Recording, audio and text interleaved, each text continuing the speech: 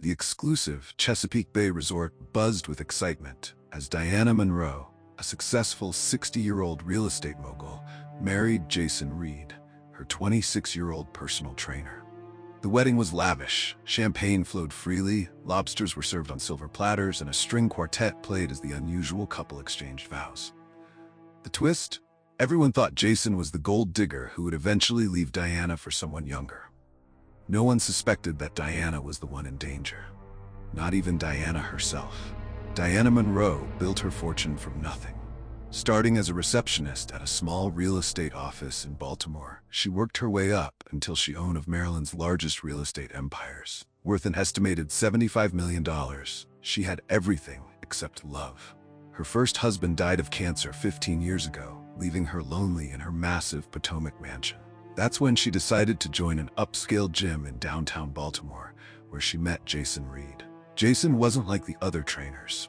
While they saw Diana as just another wealthy client, he noticed her loneliness. He listened to her stories, laughed at her jokes, and made her feel young again. Within weeks, their training sessions extended to coffee dates, then dinner dates, then weekend getaways. What Diana didn't know was that Jason had researched her thoroughly before their chance meeting. His browser history would later reveal hundreds of searches about her wealth, her properties, and Maryland's inheritance laws. Their relationship moved quickly. By March, Jason had moved into Diana's mansion. Her friends worried. He was younger than her youngest daughter, but Diana wouldn't hear their concerns. She felt alive again. Jason played his role perfectly. He coordinated her social calendar, helped manage her properties, and charmed her upper-class friends. Soon, even the skeptics started to accept him. Almost everyone forgot that just 6 months ago, he was living in a small apartment and making $40,000 a year as a personal trainer. Diana had 3 children: Michael, 38, Sarah, 35, and Rachel, 32. They were immediately suspicious of Jason. Michael, a financial advisor, tried to convince his mother to get a prenuptial agreement. Sarah, a lawyer, warned about similar cases she'd handled. Rachel, a doctor, just had a bad feeling about Jason's perfect behavior. Diana dismissed their concerns as jealousy. "You're just worried about your inheritance," she told them during a heated family dinner. That was the last time they all ate together as a family. Despite her children's absence, Diana's wedding was everything she'd dreamed of. Jason had helped plan every detail, from the flower arrangements to the guest list. He even suggested they write their own vows. His vows brought tears to everyone's eyes. "Diana, you've shown me that love knows no boundaries. Age is just a number, and my heart knows only that it belongs to you forever." 3 days later, Diana Monroe would be dead. The newlyweds spent their first day as husband and wife at home, recovering from the wedding festivities. Jason prepared Diana's favorite breakfast, blueberry pancakes with fresh cream. He added something extra to her morning coffee, but she didn't notice the slightly bitter taste. By evening, Diana felt unusually tired. Jason suggested she rest while he handled some paperwork for her real estate business. She didn't know he was actually accessing her accounts, gathering passwords, and making copies of important documents. Diana woke up with a terrible headache. Jason was the perfect husband, bringing her medication and soup. He insisted she stay in bed while he took care of everything. He called her office, explaining she'd caught a bug and needed a few days off. That afternoon, he made several calls to a private number. Police would later trace these calls to a former cellmate from a 6-month stint Jason served for fraud, a detail he'd managed to keep hidden from Diana. By the 3rd morning, Diana could barely get out of bed. Her vision was blurry, and she had trouble forming coherent sentences. Jason told the housekeeper to take the day off. His wife just needed rest. Around noon, he called 911, his voice frantic. "My wife, she's not breathing. Please hurry." When paramedics arrived, they found Diana unconscious in her bed. Despite their best efforts, she was pronounced dead at the scene. Jason played the part of the grieving husband perfectly, crying and clutching her hand. The responding officers found nothing immediately suspicious.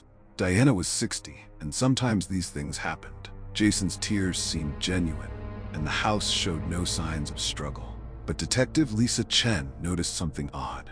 There were no medicine bottles anywhere in the room. despite Jason claiming Diana had been sick for 2 days.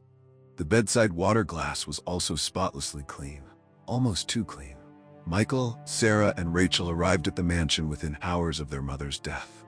They were shocked but not entirely surprised. Sarah immediately demanded an autopsy, using her legal connections to expedite the process. Jason objected, claiming Diana wouldn't want to be cut up. This only increased their suspicions. Rachel, using her medical background, noted that their mother's symptoms before death weren't consistent with natural causes. As detectives dug into Jason's background, a disturbing pattern emerged. He'd changed his name twice. Under his original name, James Patterson, he had a record of small-time cons and a suspicious relationship with another wealthy older woman in Florida who had lost her entire savings before dying of natural causes. The Florida case had been closed due to lack of evidence, but Detective Chen saw the similarities. Both women had shown similar symptoms before death. Both had recently changed their wills in Jason's favor. Michael's financial expertise proved crucial. He discovered that Jason had attempted to transfer large sums from Diana's accounts the day she died. The transfers failed only because the bank's fraud detection systems flagged them as suspicious. More disturbing were the life insurance policies. Jason had convinced Diana to take out additional coverage just weeks before the wedding, making him the sole beneficiary of over $10 million. The autopsy revealed what Rachel had suspected. Diana had been poisoned. The toxicology report showed high levels of a rare plant-based poison that gradually paralyzes the respiratory system. The poison was nearly untraceable unless specifically tested for. Investigators found that Jason had made several searches about this particular poison on his laptop. He'd used a private browsing mode, but tech experts recovered the data. Maria Garcia, Diana's housekeeper of 15 years, provided crucial testimony. She recalled seeing Jason add something to Diana's coffee the morning after the wedding. When she'd asked about it, he said it was a special protein powder. She also remembered him insisting on washing Diana's water glass himself several times that last day, which struck her as odd since he'd never done household chores before. Jason's former cellmate, Kevin Martinez, cut a deal with prosecutors. He revealed that Jason had planned everything months in advance. The poison had been sourced through Kevin's connections, and Jason had practiced the perfect dosage on stray animals. Kevin shared text messages where Jason bragged about finding the perfect mark, a wealthy older woman desperate for love. "This one's worth millions," Jason had texted, "and she's so lonely she'll never see it coming." Police arrested Jason at Diana's funeral. He was in the middle of delivering a tearful eulogy when officers walked up to the podium. Even then, he maintained his performance, crying out, "Why are you doing this? I loved her." But the evidence was overwhelming. Besides the poison and financial evidence, investigators found draft emails to a girlfriend in Brazil, planning their life together once he got Diana's money. The girlfriend, Marina Santos, was also arrested as an accomplice. The trial lasted 3 weeks. Jason's defense tried to paint Diana's death as natural, suggesting her children were the ones plotting against him to protect their inheritance. But the evidence was too strong. The prosecution revealed Jason's elaborate plan started months before he even met Diana. He'd studied her routine, orchestrated their chance meeting at the gym, and planned every step leading to her death. During the trial, 3 other wealthy women came forward with similar stories about Jason, under his different aliases. Each had lost money to him, though Diana was his first murder victim.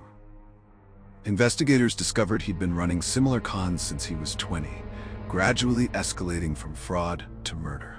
He'd learned to target wealthy, lonely women who wouldn't be missed or whose deaths wouldn't seem suspicious.